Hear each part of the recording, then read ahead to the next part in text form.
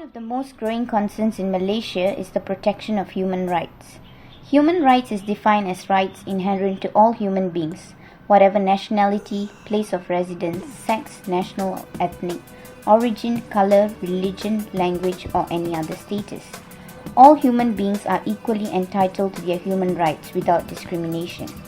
However, in Malaysia, there are societies that are discriminated, rejected, and shunned from society because of who they really are. These people are known as the lesbian, bisexual, gay, and transgender society, popularly known as LGBT. Despite the growing number of people in the LGBT society, most of them are dissatisfied as how the society looks on them. They are discriminated in many ways, and what's worse is not getting acknowledged as a human being and given the rights that normal human beings are given. In Malaysia, being lesbian, gay, bisexual or transgender is against both the civil and the Sharia law in Malaysia. I think everyone has the responsibility to ensure that human rights are for everyone, including the transgender community. Sharia law exists to criminalize sodomy, lesbianism, and cross-dressing. In 1983, the National Fatwa Council introduced a new fatwa to prohibit sex reassignment surgeries for trans people, which was previously allowed and conducted by local doctors in a semi-government hospital. I was working as a front office in a hotel, and one particular day, I was caught by the religious officers. I was put in court, and then they sentenced me to 3 months in prison. The first day when I entered prison, because my ID says I'm a male, so I was put in the male's lockup. I was also picked, I think because I'm a trans person, and I was asked to walk naked in front of everyone, completely naked. And they were making fun of it, joke of it, and I was in tears. Subsequently, post-operative trans people are not allowed to change their name, gender, or other relevant details in their official documents, including identification card to match their identity as a trans person. In July 2012, Malaysia's Prime Minister Dato Sri Najib Razak declared the LGBT community as an enemy of Islam to a crowd, saying, "LGBT's pluralism, liberalism, and all the ism are against Islam, and it is compulsory for us to fight this." Since then, many calls were made to the Islamic religious leaders and the general public to defend the government against LGBT. Recently, in 2013, the Ministry of Information, Communication and Culture, in collaboration with the local production company, staged for free an anti-LGBT play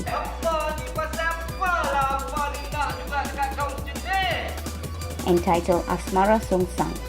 The play, which was riddled with spiteful messages such as "reject LGBT," "do not be fooled by the persuasion of the devil," "do not validate LGBT," and "LGBT will ruin us," portrayed LGBT person as a gangster club that aggressively recruits both adults and underage people and converts them into becoming members of the LGBT community. It's always very easy to blame the minority groups. If they don't have a voice, they don't have, they can't say anything, they're never seen in a positive light. I think things are just going to get worse. They are the villains, and there's no way for us to change people's attitude. The government continues its efforts in curbing LGBT community in Malaysia by anti-LGBT efforts in schools. In September 2012, the Foundation of Malaysian Teachers and the Consultative Council of Parents and Teacher Association released a guideline to identify gay and lesbian symptoms in children so that parents can take early corrective measure. The Education Ministry, which initially endorsed the guidelines, which listed 4 symptoms for gays and lesbianism, respectively later denied their involvement. The LGBT community in Malaysia faces major challenges in the employment force as well. The Employment Act 1995 does not include a clause that protects the LGBT community from Anti-Discrimination Act in workplace. This has caused LGBT's community to struggle when finding jobs and even getting fired or terminated from employment upon knowing their sexual orientation. The European Union, on the other hand, have protected the LGBT people from discrimination on grounds of sexual orientation under the EU law in the field of employment only. and transgender persons are protected from discrimination on the ground of sex to the extent that discrimination arises from gender reassignment. Research shows that up to 43% of gay people experience some form of workplace discrimination, harassment, or mistreatment on the job.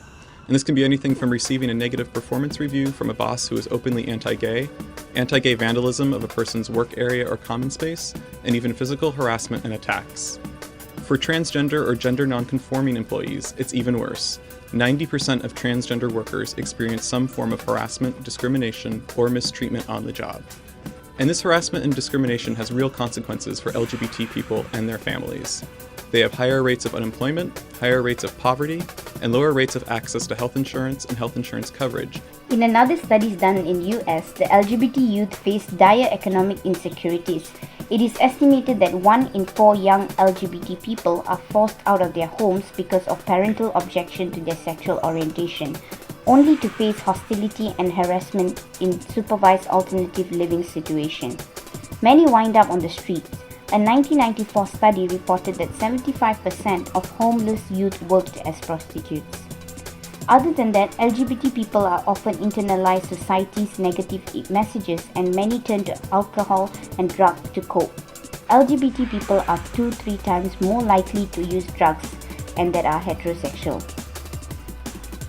These studies are related to the current situation in Malaysia's LGBT society, where they are mostly unemployed and resorting to other odd jobs and crimes to make ends meet.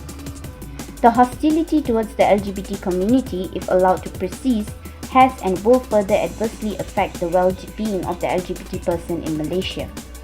Lesbian, gays, bisexual, or transgender, they are humans and have every right to be respected as human beings and not defined by their gender or sexual orientation. As an admin assistant at a heavy vehicles company. And that was where I think I faced the brunt of the discrimination. Mostly from co-workers who used to sexually harass me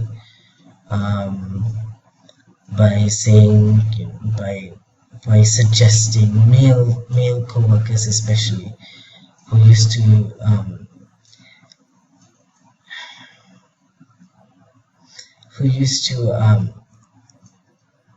solicit sexual favors from me and say things like, that I should try having sex with them, and this will make me feel like a woman, and they saw me being trans as something that they could cure with their penises. And one colleague even went as far as to grab my breasts.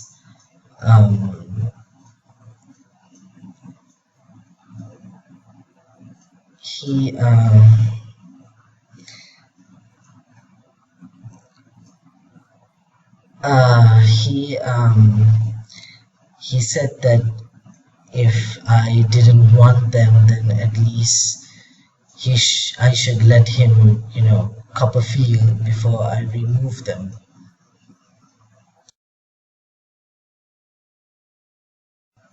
And I hope in the future, employers would be more sensitive towards queer and trans people, because we truly can contribute, not just to the corporations and the companies, and the organizations, but also to society and the economy. We are very productive people and very creative, and we have gone through so much, and that is a strength that employers should consider when hiring queer and trans people. And of course, sensitivity is very important.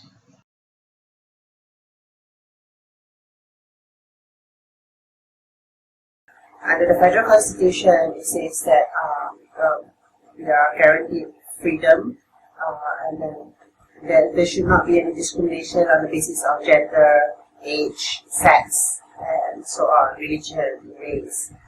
So, in the federal constitution it says that there is no discrimination. It doesn't mean that everybody follows it. And the problem with Malaysia is that there is no law to protect the LGBT individuals.